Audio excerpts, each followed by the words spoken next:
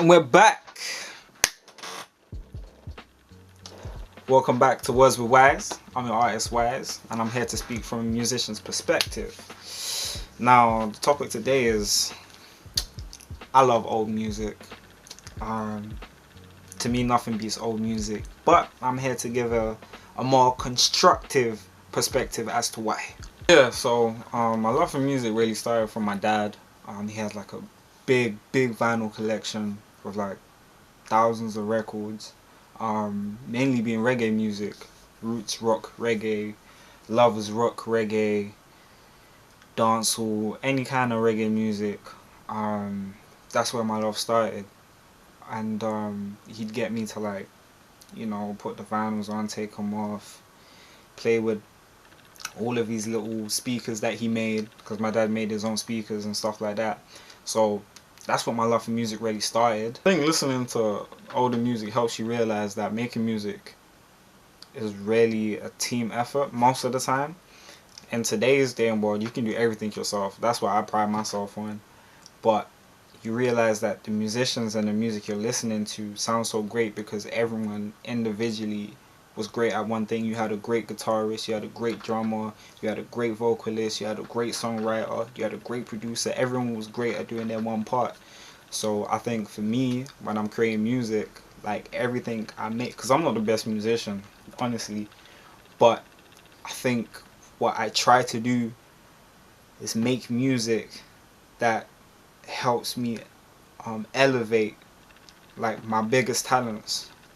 So I always prioritize space for my lyrics. The bass for most tracks, when I got like 808s or any that kind of synth bass, I want it to feel boomy. I want it to feel, because that's what I kind of grew up on, like reggae music. The bass line is so important, and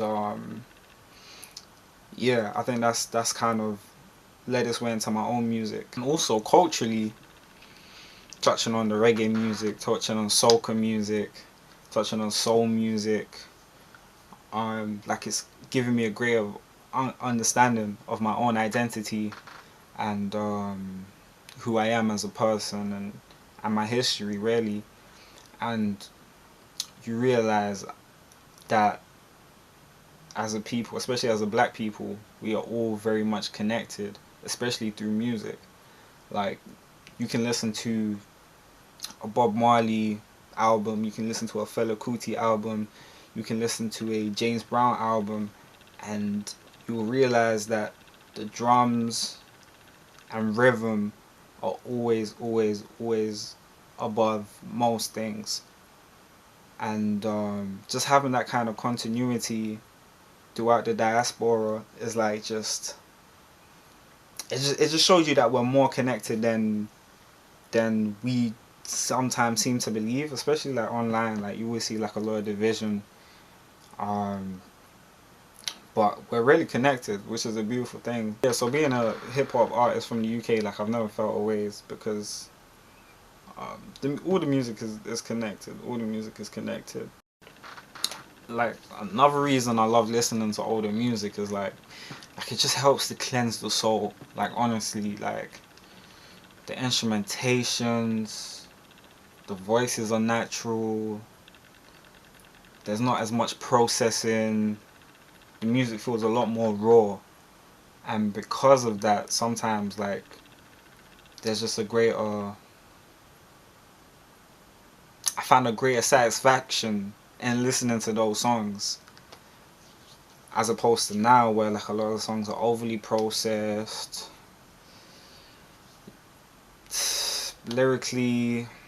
You know, it's a lot of negative vibes, a lot of, you know, guns, sex, money, a lot of materialistic lyrics, which have always been around, by the way, but I just feel like it's even more prominent today, especially in the mainstream. Like, what happened to love songs? Like, what happened to love songs? Like, I feel like every love song you hear is like, yeah, baby, I love you, but you was a hoe and blah blah blah blah blah, or like, I did you wrong, you know what I mean, I slept with your best friend. And, you know, it's like always something so, like, just negative. Like it's never, you never really get like a sweet love song anymore. And I feel like in some ways, like if someone was to create a song like that, they'd probably get clowned for it and be called corny and all kinds of names. I think like, as a generation, we're really going in a weird direction, a very weird direction, and a very dangerous one.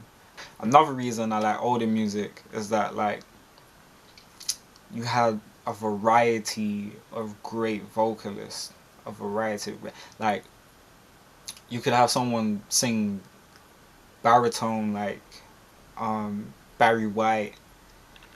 Then you had a vocalist like Whitney Houston. Her range was just someone like Prince. His range was just today. You don't really get vocalists like that. You don't really get too many vocalists like that. I think Beyonce was probably like one of the last true vocalists. Because I feel like, I mean, pop stars used to be able to like sing. Not all of them, but like at least to a certain degree. And especially R&B artists. Like I feel like R&B today is just melodic rap music. Like I don't know where the singers have gone, man. I don't know where singers have gone. But yeah, I feel like it's just great to cleanse the soul, man. A little Stevie Wonder, you know what I mean? A little James Brown, a little Earth, Wind and Fire, you know what I mean? Some more like modern classics. You know what I mean? We got Lauryn Hill, we got Leah, you know what I mean? We got the amazing Alicia Keys, my bad. You know what I mean? Like it just helps. It just helps. And obviously we got the GOAT, Bob Marley, you know? So yeah, I feel like all of that just really helps. Yeah, I also love listening to older music because it helps me appreciate today's music.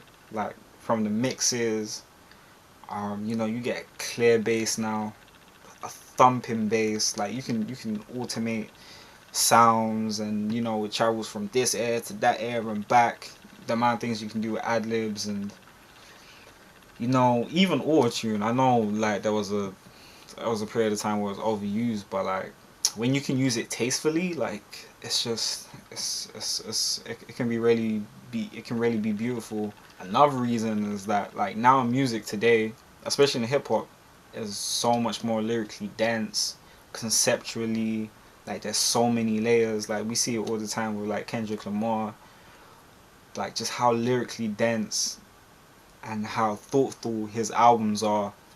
And I mean, even when you listen to Pimp a Butterfly, like there's so many old influences in there, but having a modern mix, having it be hip hop, just gives the music, it just sends it into a different stratosphere. Yeah, I mean, and world building today is like easier and greater than ever. The anticipation that's built for albums today from certain artists is just amazing. Like The Weeknd does it great.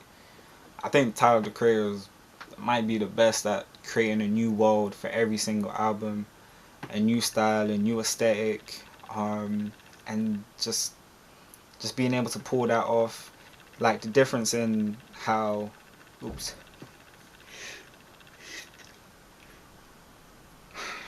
I hate when that happens, you know. You know when the sneeze is coming and it don't, fam. Anyway, like even the difference in how he got ego mixed compared to the newer album Chromacopia, like it's just yeah, man, you just have to appreciate it. But yeah, today, tonight, next week, whenever, do yourself a favor, listen to some old goodies.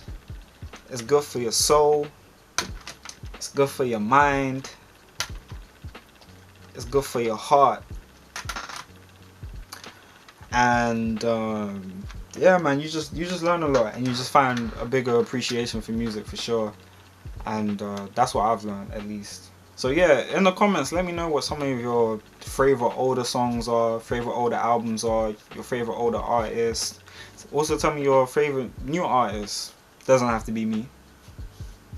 Should be though. Anyway, but yeah, with that being said, I'll catch you guys in the next video, man. Need to come up with an outro, man.